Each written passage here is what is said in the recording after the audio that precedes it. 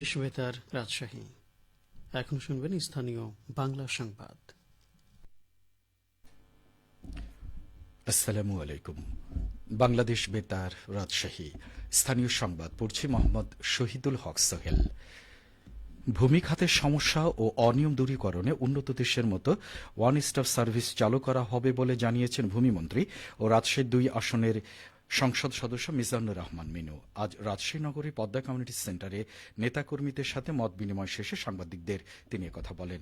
ভূমিমন্ত্রী বলেন, ভূমি মন্ত্রণালয়ের আধুনিকায়নের উদ্দেশ্য হবে যাতে কেউ হয়রানির শিকার না হয়। মন্ত্রণালয় আইন দ্বারা পরিচালিত হয়, সেই অনুযায়ী নির্দেশনা দেওয়া হচ্ছে। কিছু কিছু জায়গায় সংশোধনের নির্দেশনা প্রদান করা হবে। নওগাঁর বিভিন্ন দপ্তরের সরকারি কর্মকর্তাদের সাথে মত বিনিময় করেছেন নওগাঁ ৫ সদর আসনের নবনির্বাচিত সংসদ সদস্য জাহিদুল ইসলাম ধুলু। গতকাল উপজেলা প্রশাসনের আয়োজনে উপজেলা পরিষদ মিলনায়তনে এই মত বিনিময় সভা অনুষ্ঠিত হয়।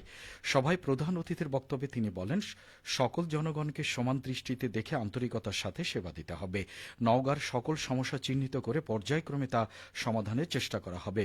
প্রশাসনের সঙ্গে সমন্বয় জোরদার করে জনগণের প্রত্যাশা পূরণে একযোগে কাজ করার প্রত্যয় ব্যক্ত করেন তিনি। সভায় সভাপতিত্ব করেন উপজেলা নির্বাহী কর্মকর্তা ইবনুল আবিদিন। এ সময় সকল সরকারি দপ্তরের কর্মকর্তাগণ উপস্থিত ছিলেন। নাটোর জেলায় সর্বনিম্ন ফিতরা ৯১ টাকা নির্ধারণ করা হয়েছে। জাতীয় ইমাম সমিতি, ইমাম কল্যাণ পরিষদ, ইমান আকিদা সংরক্ষণ পরিষদ নেতৃবৃন্দ যৌথ সভায় এই সিদ্ধান্ত গ্রহণ করেন। ইসলামিক ফাউন্ডেশন নাটোর জেলা কার্যালয়ে সম্প্রতি অনুষ্ঠিত সভায় সভাপতিত্ব করেন জাতীয় ইমাম সমিতি নাটোর জেলা শাখার সভাপতি মাওলানা আব্দুল খালেক। সভায় প্রতি কেজি আটার মূল্য ৫৫ টাকা দরে ১ কেজি ৬৫০ গ্রাম আটার মূল্য ৯১ টাকা নির্ধারণ করা হয়। বগুড়ার কাহালু উপজেলায় একটি সেমাই কারখানায় অস্বাস্থ্যকর পরিবেশে খাদ্য উৎপাদনের অভিযোগে ৩ লাখ টাকা জরিমানা করেছে প্রশাসন।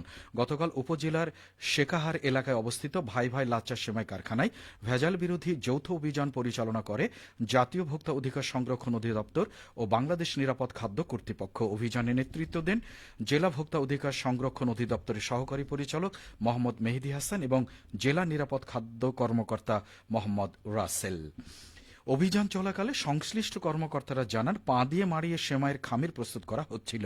পাশাপাশি অত্যন্ত অস্বাস্থ্যকর পরিবেশে খাদ্য উৎপাদন এবং বাথরুমের পাশে দুর্গন্ধযুক্ত স্থানে সেমাই সংরক্ষণ করতে দেখা যায়। উৎপাদনে পোড়া তেল ব্যবহারেরও প্রমাণ পাওয়া যায়। এসব অপরাধে ভোক্তা অধিকার সংরক্ষণ আইন ও নিরাপদ খাদ্য আইন অনুযায়ী প্রতিষ্ঠানটিকে ৩ লাখ টাকা জরিমানা করা হয়। এদিকে পাবনার বেড়া উপজেলায় অভিযান চালিয়ে কুরিয়ার সার্ভিসের গোডাউন থেকে ২২ বস্তা অবৈধ চায়না দুয়ারি জাল জব্দ করা হয়েছে, যার আনুমানিক মূল্য ১০ লাখ টাকা। গতকাল বেড়া বাজারে এসআর কুরিয়ার সার্ভিসের গোডাউনে এই অভিযান চালানো হয়। এতে নেতৃত্ব দেন বেড়া উপজেলার সহকারী কমিশনার ভূমি ও নির্বাহী ম্যাজিস্ট্রেট নূরেন মাইশা খান। এ সময় তিনি জানান, পরবর্তী আইনগত পদক্ষেপ নেওয়ার জন্য জালগুলো বেড়া মডেল থানায় রাখা হয়েছে। নিষিদ্ধ চায়না দুয়ারি জাল পরিবহন ও বিক্রির অভিযোগে এসআর ট্রাভেলসের বিরুদ্ধে নিয়মিত মামলা প্রক্রিয়া চলমান। জনস্বার্থে এ ধরনের অভিযান অব্যাহত থাকবে। বেড়ার সাথিয়া উপজেলায় ব্যাটারি চালিত অটোরিকশার চাকা খুলে নিয়ন্ত্রণ হারিয়ে উল্টে গিয়ে লিয়াকত আলী নামক এক চালক মর্মান্তিকভাবে নিহত হয়েছেন। আজ সকালে উপজেলার মাধপুর সাথিয়া আঞ্চলিক সড়কের চকনন্দনপুর এলাকায় এ ঘটনা ঘটে। সাথিয়া থানার ভারপ্রাপ্ত কর্মকর্তা জানান, মাধপুর থেকে ছেড়ে আসা ব্যাটারি চালিত অটোরিকশাটি ঘটনাস্থলে পৌঁছা মাত্র একটি চাকা খুলে যায়। এ সময় অটোরিকশাটি নিয়ন্ত্রণ হারিয়ে রাস্তা সংলগ্ন ওয়ালে ধাক্কা খায়। এতে চালককে দ্রুত উদ্ধার করে সাথিয়া উপজেলার স্বাস্থ্য কমপ্লেক্সে নেওয়া হলে তার মৃত্যু হয়। খেলার খবর, ক্রিকেট। বগুড়ার শহীদ চান্দু স্টেডিয়ামে বিসিএল এর লড়াইয়ে ইস্ট জোনকে ৫ উইকেটে হারিয়েছে সেন্ট্রাল জোন। গতকাল টসে জিতে ফিল্ডিংয়ে অংশ নেয় সেন্ট্রাল জোন। আগে ব্যাট করে ইস্ট জোন ৯ উইকেটে তোলে ২৩৭ রান। ২৩৮ রানের লক্ষ্য পূরণ করতে নেমে ৩৭ বল হাতে রেখে জয় নিশ্চিত করে সেন্ট্রাল জোন। এই জয়ে ২ ম্যাচে ২ পয়েন্ট নিয়ে টেবিলের দ্বিতীয় স্থানে রয়েছে সেন্ট্রাল জোন। ৪ পয়েন্ট নিয়ে শীর্ষে রয়েছে নর্থ জোন। আগামীকাল একই মাঠে লিগের শেষ ম্যাচে সাউথ জোনের মুখোমুখি হবে ইস্ট জোন।